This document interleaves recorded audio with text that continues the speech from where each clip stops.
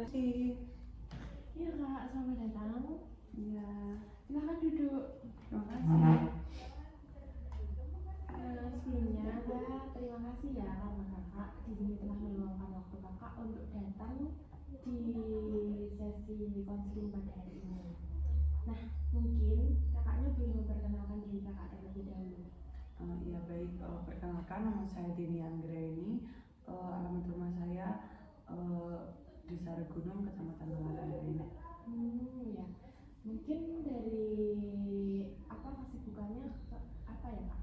Sekarang ini saya kuliah tapi sambil kerja di sebuah PT, Mbak. Di PT mana kalau boleh tahu? Di PT Miral Kosmetik Indonesia di Gintungan, Tengaran. Di sana tuh dia tuh produksi apa mbak PT tersebut? Kayak produksi botol-botol seperti kemasan bedak, kemasan parfum, terus kemasan fresh care, minyak kayu putih dan lain-lain, Mbak. Kok kakaknya bisa sih kuliah sambil kerja? Emang nggak capek ya?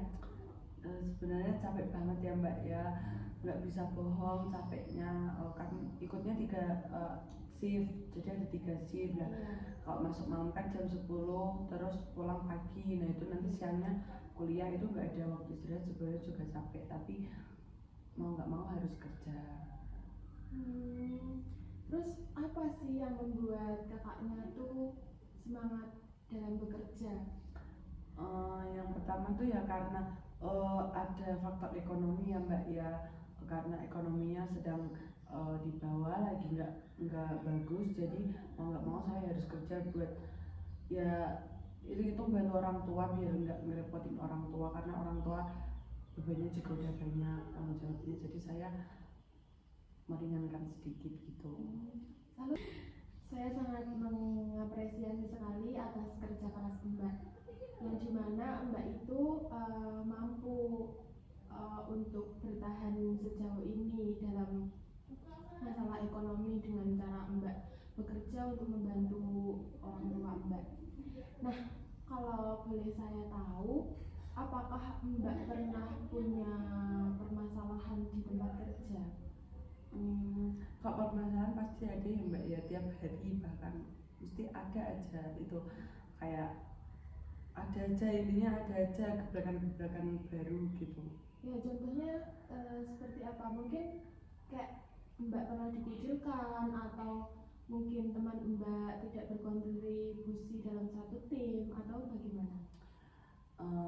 Mungkin dari teman saya ya, Mbak ya, bukan saya dikucilkan, tapi mungkin lingkungan toksik ya, Mbak. Jadi kan teman-teman saya juga dari berbagai latar belakang keluarga yang berbeda. Nah, mungkin ada beberapa teman saya tuh yang seperti caper ke atasan, tapi itu merugikan, Mbak. Kalau seumpama caper nggak merugikan diri saya it's okay ya, Mbak, tapi itu merugikan diri saya, Mbak. Contohnya ya, Mbak, ini ada kerjaan nih, kalau ada atasan dia rajin, Mbak, tapi kalau nggak ada atasan dia kayak kerjanya lelet gitu, terus nanti kayak minta tolong, terus nanti kalau ada atasan tuh mesti ngejelek-jelekin saya atau temen saya yang lain gitu kan, jadi nanti atasannya tuh marah sama saya, jadi saya mungkin agak kurang nyaman gitu. Nah, apakah pengalaman tersebut pernah Mbak rasakan sebelum Mbak kerja di PT tersebut? Kayak ketemu orang-orang seperti itu? Iya. Pernah juga waktu sekolah tadi ya, Mbak ya, dulu di sekolah juga ada yang seperti itu. Jadi dulu saya ikut organisasi OSIS, nah di situ ada kayak yang seperti itu. Jadi nanti kalau ada pembinanya dia rajin sekali, ikut bersih-bersih, ikut menyiapkan ini itu, tapi kalau nggak ada pembinanya dia cuma duduk-duduk, nyuruh-nyuruh, nah gitu. Kurang lebih hampir sama SMP, SMK ada. Nah, bagaimana sih Mbak berinteraksi dengan rekan kerja atau atasan sebelum situasi tadi itu terjadi? Sebelumnya ya biasa aja, Mbak, kayak nggak ada apa-apa selainnya orang kerja, ngejar target, terus ya udah, kalau ada waktu ngobrol sama temen ya ngobrol, kalau ada temen yang kerjanya susah ya kita saling bantu. Nanti kalau ada atasan ya mungkin tanya-tanya kerjaan, reject atau nanti ada hal apa enggak, ada nanti intinya di laporannya ada yang salah enggak, cuma gitu-gitu aja sih mbak, nggak ada interaksi gimana. Kalau misal nih, ketika Anda menghadapi situasi yang sulit di tempat kerja, apa yang biasanya Anda lakukan? Biasanya saya memotivasi diri saya mbak ya. Setiap hal kan nggak mungkin nih di tempat kerja satu sama yang lain tuh sama semua, mesti ada hal sulitnya. Kalau saya nggak bisa bertahan di situ ya mau gimana lagi. Jadi dalam kesulitan apapun saya selalu meyakinkan diri saya bahwa saya pasti bisa berusaha buat melewati itu. Nah, apakah dari situ ada cara-cara tertentu yang Anda gunakan untuk melindungi diri sendiri di balik toksiknya pertemanan Anda tadi? Mungkin untuk melindungi diri sendiri saya lebih menanamkan mindset ke diri saya di kerjaan tuh kayak bodo amat. Jadi kalau mungkin ada temen nih yang kayak caper ngejelekin saya, terus nanti atasan marahin saya mencoba bodo amat dengan teman saya, tapi saya memperbaiki diri saya biar atasan nggak marah gitu. Mungkin saya juga ada salahnya ya mbak.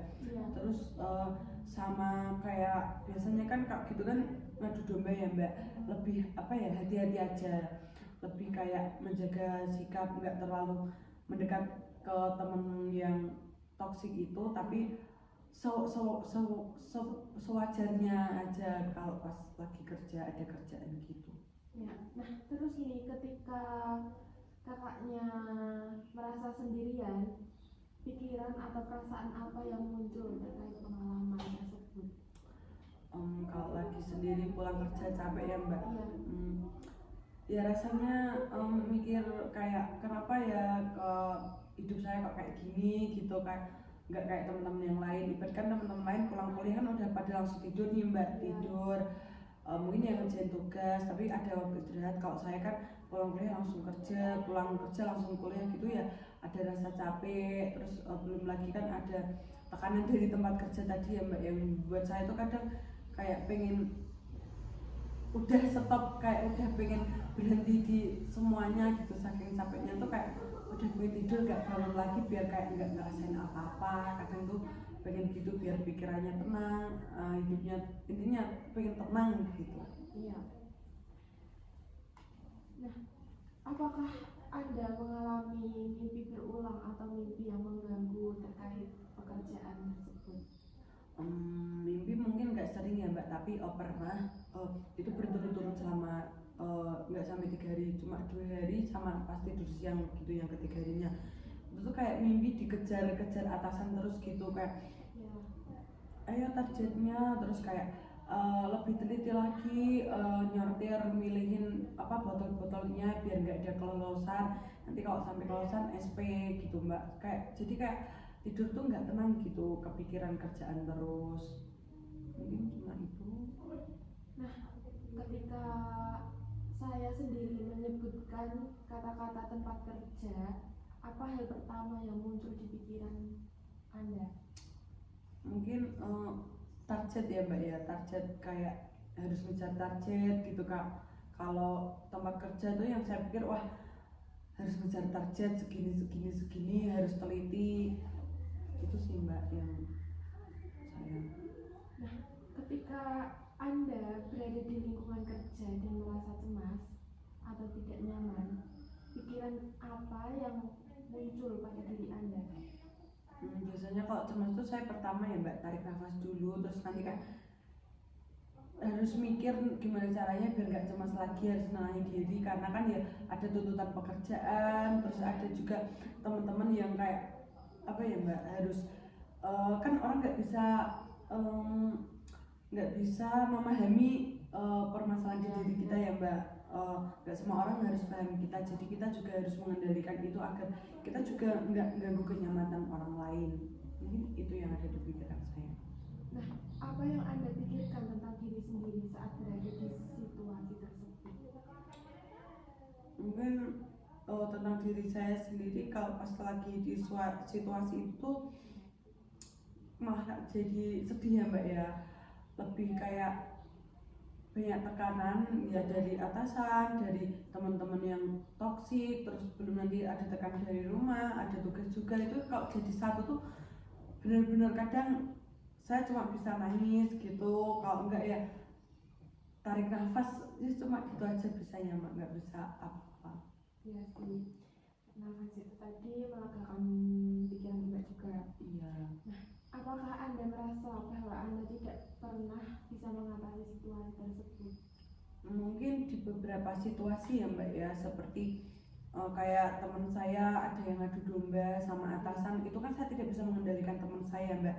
Jadi saya kadang kalau dimarahi atasan ya pasrah aja, yang penting saya udah berusaha lebih baik. Nah di titik itu saya kadang merasa sampai pengen keluar gitu ya Mbak ya, karena dari teman toksik itu tuh membuat saya benar-benar nggak nyaman dan sedih banget di titik itu, sampai kayak nggak bisa nih, aku nggak bisa ngadepin ini, aku pengen keluar biar nggak di situasi ini gitu, pernah.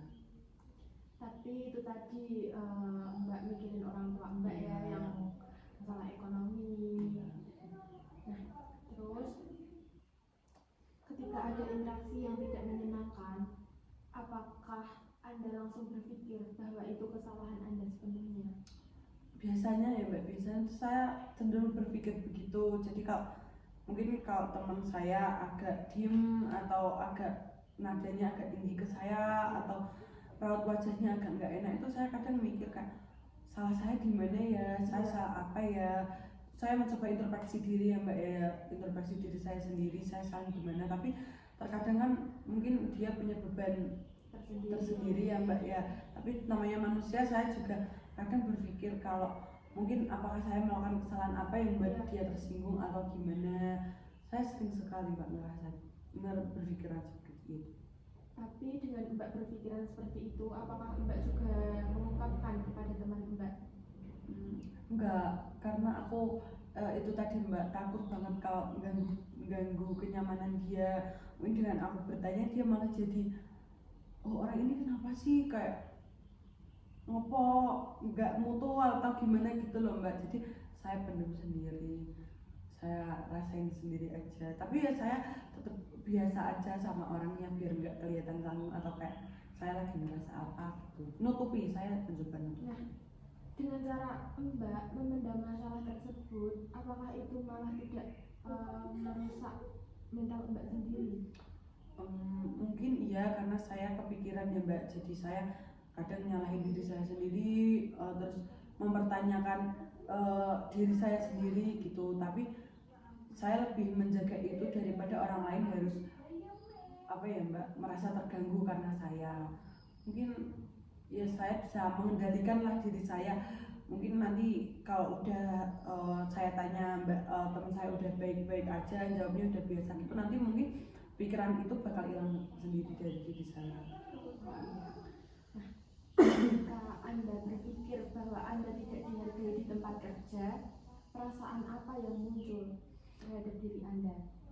Mungkin kalau nggak dihargai ya Mbak ya sedih ya Mbak. Namanya kita kerja di situ, kita ada target, kita juga udah berusaha lebih baik, setiap harinya tuh kita juga berusaha terus gitu ya Mbak. Tapi kayak masih salah terus, kayak ini udah bener nih, seumpamanya udah bener ya Mbak, kadang tuh masih ada cari-cari kesalahan gitu yang nggak dihargai usahanya kita.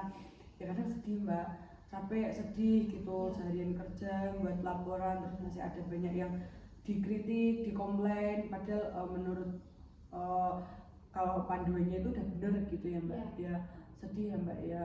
Mungkin kadang ada rasa marah sedikit karena kayak usaha kita tuh nggak dihargai gitu. Mungkin itu Mbak yang buat. Nah, bisakah Anda ceritakan satu situasi minggu ini di mana Anda merasa tertekan? Ya minggu ini ya Mbak ya. Jadi minggu ini tuh ada teman saya, dia tuh sebelumnya di non shift gitu, terus masuk di departemen saya yang shift 3 itu. Orangnya tuh itu Mbak, jadi dia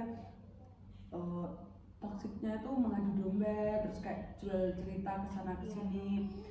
Dia tahu saya, dia udah kenal saya, terus dia menceritakan kejelekan saya ke orang lain, terus orang lain ke teman saya yang lainnya lagi gitu kan. Jadi kayak bahan gibahan gitu ya Mbak. Terus kadang kerjaan saya tuh juga kayak dia bilang ke atasan kalau saya tuh sukanya ini itu, padahal kadang saya cuma ke kamar mandi, saya kadang ke belakang ambil laporan, terus saya udah difitnah katanya yang jalan-jalan ini itu gitu mbak. Tapi saya kayak mencoba oh ya udah gitu aja, mungkin emang dianya seperti itu. Nah, kan Anda sudah tahu nih kalau teman Anda itu seperti itu. Apakah Anda tetap masih bisa baik terhadap orang tersebut?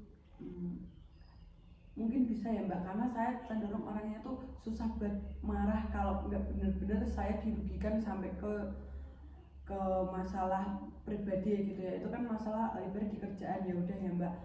Jadi saya mungkin kalau dia tanya, dia minta bantuan saya pun saya masih bisa membantu dia, tapi untuk bercerita atau curhat ke dia mungkin udah gak bisa. Tapi kalau untuk membantu masalah pekerjaan, untuk membantu hal lain mungkin bisa. Berteman biasa masih bisa, tapi untuk yang dekat saya curhat gitu udah gak bisa. Ya lebih membatasi diri ya, karena itu tadi kan. Mbak. Nah, bagaimana cara Anda biasanya menghadapi ketakutan atau kecemasan di tempat kerja? Kalau biasanya saya lagi takut, lagi cemas, ya tadi mbak, tarik nafas, cuma bisa gitu kayak nenangin diri, nggak apa-apa, intinya yang nguatin diri sendiri terus mbak, biar nggak nggak cemas, nggak takut, biar ketakutannya bisa reda, mikir yang positif aja. Di sini niatnya kerja, cari uang gitu mbak.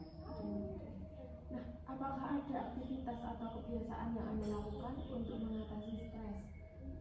Ada, biasanya kalau ada sedikit waktu luang tuh saya itu mbak, lihat YouTube nari-nari, terus saya juga suka hobi nari ya mbak ya, kadang dikit-dikit saya ya nari biar agak ngelepasin beban, kadang juga nyanyi dikit-dikit walaupun suaranya jelek, kayak nyanyi aja buat ngelepas capeknya, cuma itu sih biasanya. Mbak kuliah jurusan apa ya? Saya jurusannya psikologi. Oh, psikologi. Nah, kenapa Mbak nggak ambil di seni tari kalau tadi Mbak suka lihat yang nari? Kenapa? Karena yang pertama ya mbak ya, kan saya pernah SNBT itu mendaftarkan diri di ISI Jogja dan saya alhamdulillahnya keterima. Tapi ya karena jauh, ngekos, biayanya mahal ya mbak ya, jadi orang tua saya tidak memperbolehkan saya untuk kuliah di ISI Jogja, dan saya memutuskan, sebenarnya saya udah kayak nggak mau kalau nggak isi gitu ya mbak, udah mau fokus kerja aja, tapi orang tua saya kayak tapi eman-eman harus pendidikan gitu mbak, terus yang deket-deket aja, yang terjangkau gitu, terus cari-cari dapetnya di UIN Salatiga, terus daftar lewat jalur mandiri, keterima mbak, jadi gitu. Nah, kalau boleh tahu nih kak, kakak seneng nggak sih kuliah di UIN Salatiga dengan jurusan psikologi yang itu tuh nggak pernah ada di dalam wishlist saya? Iya. Sebenarnya gini ya mbak, saya tuh sebenarnya seneng mengobservasi orang lain. Jadi kalau mungkin ada orang lain yang lagi nangis atau apa, saya tuh suka mengobservasi gitu. Terus banyak juga teman-teman saya yang suka curhat sama saya dengan segala problem hidupnya tuh, saya seneng aja mbak menanggapinya tuh dengan senang hati. Terus bisa saya jadikan pelajaran hidup buat saya juga, saya jadikan pengalaman buat saya juga untuk kedepannya saya menjalani kehidupan. Jadi mungkin kalau salah jurusan enggak ya mbak ya, saya sangat senang sekali, bahkan bisa masuk psikologi itu senang sekali karena saya juga bisa mengaplikasikan di tempat kerja. Pelajaran-pelajarannya itu bisa saya aplikasikan di tempat kerja. Contohnya tadi ya mbak, mungkin kita nggak bisa langsung ngejudge teman saya itu tadi, orangnya gini, enggak, mungkin dari faktor keluarganya, faktor lingkungannya mungkin ada yang beda gitu. Jadi saya bisa mengobservasi lewat situ. Jadi positifnya saya ambil psikologi itu mbak, walaupun baru semester 4 ya mbak saya, tapi udah alhamdulillahnya udah banyak ilmu yang bisa saya manfaatkan di kehidupan nyata. Tapi ya susahnya di UIN itu mbak, mungkin adaptasi di lingkungannya, karena saya kan dari kecil nggak terbiasa yang ngaji banget, nggak di lingkungan pondok gitu ya mbak, jadi mungkin agak susah adaptasinya di yang itu sama mungkin teman-temannya. jika teman Anda mengalami situasi yang sama seperti tadi yang Anda katakan, mengalami toksik di lingkungan kerja, apa yang Anda sarankan untuk teman Anda? Kalau teman saya mengalami hal kayak saya Mbak, Ya. mungkin saya akan merangkul. Kalau orangnya berani curhat ke saya, mungkin saya akan memberikan saran dan saya akan merangkul orang tersebut, kayak ya udah saya ajak ngobrol, ininya disisipin dikit-dikit, nguatin mentalnya, kita kasih pengalaman, kita sharing lah pengalaman kita ke teman kita, biar bukannya mau jadi contoh itu enggak, bukannya saya mau jadi teladan enggak, tapi kalau bisa nyikapinya dengan cara seperti ini biar nanti nggak menjadi masalah dengan atasan, nggak juga menjadi masalah besar di lingkungan pabrik gitu Mbak. Jadi mungkin saya akan mengarahkan, mencoba ngobrol, sharing buat gitu. Oke. Nah, apakah yang Anda ingin capai dari konseling ini? Seperti perubahan kecil apa yang ingin Anda lihat dalam 2-3 minggu ke depan? Dari setelah saya datang ke konseling ini ya Mbak, saya ingin kedepannya tuh saya kan saya ini udah cerita ya Mbak sama Mbak, mungkin kedepannya saya bisa lebih tenang lagi kalau menghadapi masalah-masalah seperti itu. Saya lebih prepare lagi buat nyiapin mental saya untuk menghadapi atasan, menghadapi teman-teman kerja, menghadapi kerjaan saya juga gitu, mungkin itu Mbak. Adakah situasi di tempat kerja yang saat ini Anda hindari, yang sebenarnya ingin Anda hadapi? Ada Mbak. Jadi sebenarnya saya itu udah di apa ya Mbak, kayak udah tanda tangan kontrak gitu, terus sudah mau diangkat jabatan gitu ya Mbak, walaupun nggak naik jabatan yang tinggi banget, tapi nggak diproduksi gitu, jadi admin kayak nyatet gitu ya Mbak ya. Tapi sebenarnya saya itu ingin Mbak, saya ingin mengembangkan diri saya terus di pabrik tersebut, karena pabrik tersebut tuh kalau punya skill pasti akan naik jabatan terus gitu ya Mbak ya. Kan kalau saya berharapnya siapa tahu bisa sampai jadi di staf yang di atasnya gitu ya Mbak ya. Sebenarnya saya ingin Mbak, ingin sekali mengambil jabatan itu, tapi kan itu nanti nggak shift ya Mbak, jadi non shift, berangkat pagi pulangnya sore, dan saya kan masih kuliah Mbak, saya juga masih ingin mempertahankan pendidikan saya, tapi saya juga nggak mau kehilangan pekerjaan saya. Nah jadi saya nggak mengambil jabatan tersebut ya, tapi itu sebenarnya pengen saya ambil banget gitu Mbak, untuk mengembangkan potensi saya di pabrik tersebut, tapi saya nggak mau ambil karena saya masih nyambi sekolah gitu Mbak. Jadi itu mungkin itu sih. Nah, kenapa kakak tidak memilih salah satu, mau kuliah atau kerja, dan kenapa kakak memilih dua-duanya? Karena itu kan juga berat, menguras energi juga kan. Yang pertama sebenarnya kalau saya egois ya Mbak ya, kalau saya ingin ego saya sendiri, saya sejujurnya masih ingin kuliah Mbak, karena kalau kerja kan ya waktunya masih panjang ya Mbak, maksudnya nanti habis kuliah gitu kan kita juga punya ijazah ya Mbak, S1 mungkin itu juga bisa agak menopang sedikit lah, enggak yang diproduksi banget gitu. Kalau saya mau sih, saya sebenarnya pengen banget Mbak kuliah aja, fokus di kuliah gitu, tapi karena masalah ekonomi keluarga jadi saya mau nggak mau harus kerja. Nah dan juga orang tua saya tuh maunya saya dapat dua-duanya juga gitu Mbak. Sebenarnya saya berat banget Mbak, nggak kuat ya Mbak, kadang ya sering sakit gini, masih bingung batuk pilek, sering banget sakit ininya Mbak, kadang juga lambung.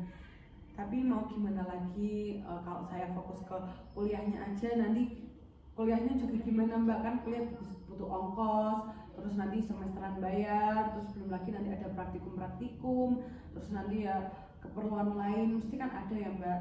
Terus dan dengan ekonomi orang tua saya yang sekarang kan nggak memungkinkan, jadi saya bekerja. Tapi kalau saya milih bekerja aja nih, fokus kerja, ninggalin kuliah kayak berat banget, kayak udah sampai semester 4 ini tuh udah udah perjuangan ya Mbak, dari saya awal adaptasi di UIN yang saya nggak bisa Mbak, ketemu orang-orang baru dari lingkungan pondok, terus saya berjuang adaptasi biar saya bisa nyaman sama temen-temennya, terus saya bisa, maaf ya Mbak, saya bisa adaptasi juga dengan pelajarannya, kan ada hafalan Al-Quran gitu. Terus saya justru kaget banget Mbak, jadi itu saya udah ngedon banget, tapi terus saya kayak motivasi diri saya harus bisa gitu. Jadi kalau saya keluar kuliah itu kayak sayang banget, kayak perjuangan saya udah separuh gitu, jadi mau harus. Nah, ada nggak sih orang yang nguatin kakak sampai sejauh ini? Orang yang terdekat mungkin Ya yang utama keluarga ya Mbak ya, dari orang tua, dan juga itu pasti, kalau orang tua itu pasti, dan juga saya punya teman-teman di kampus itu, sampai kita buat grup WhatsApp gitu ya Mbak. Terus kayak yang nguatin saya itu ya mereka, cuma mereka kayak yang buat saya semangat. Kalau kuliah ketemu mereka nih kayak energinya udah habis, kalau ketemu mereka tuh kayak seneng banget gitu, kayak bener-bener sayang sama mereka gitu Mbak. Soalnya kayak kalau susahnya saya tuh mesti mereka selalu ada buat saya, walaupun lewat chat dukung, kayak semangat gitu saya tuh.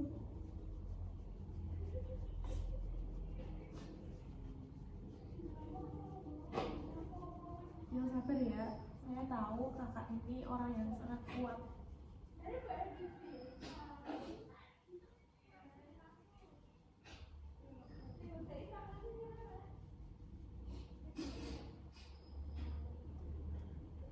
Mungkin ya itu Mbak yang buat saya kayak kadang tanyain kabar ini tuh kayak buat jadi penguat fondasi saya banget Mbak. Kayak masih ada orang-orang yang menganggap saya hidup, masih ada orang-orang yang peduli sama saya, dan itu membuat saya semangat kuat agar besok bisa lulus bareng mereka juga Mbak. Saya pengen banget wisuda sama mereka.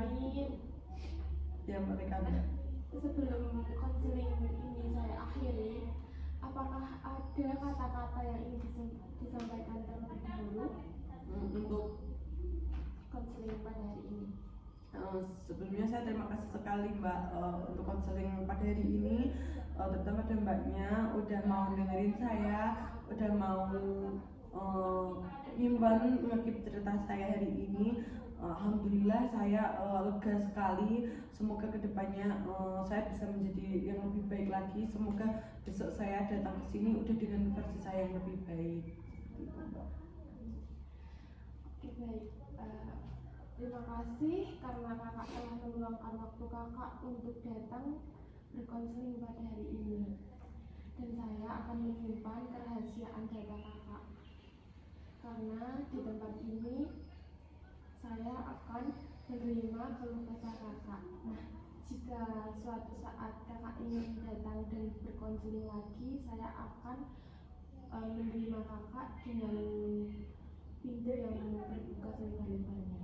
Terima kasih banyak ya Kak Marika, terima kasih banyak ya. Saya pamit dulu karena ini seburu-buru mau kerja juga ya. Terima kasih banyak ya Kak. Mari ya.